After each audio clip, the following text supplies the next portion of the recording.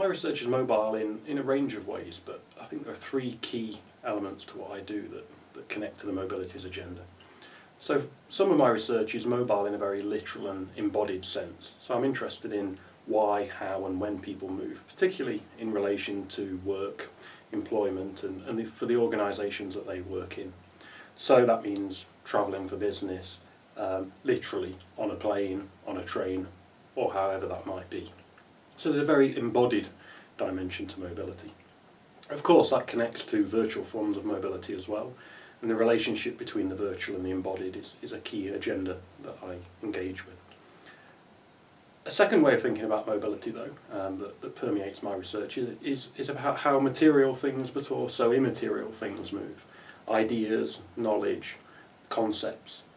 So I've been particularly interested in the way that through various forms of relational flow and connection, ideas move between economies, between organisations, and the implications of that, the way that societies change, the way that institutions change, as a result of the mobilities of those ideas and concepts. And that in some ways connects to the idea of embodied mobility, because sometimes these ideas move through people, but also to the virtual and the relational forms of mobility, in the sense that the movement of ideas can be much more virtual and intangible than simply tracing people.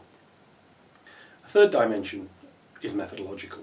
So clearly all of us interested in mobility in various ways engage in mobile methods.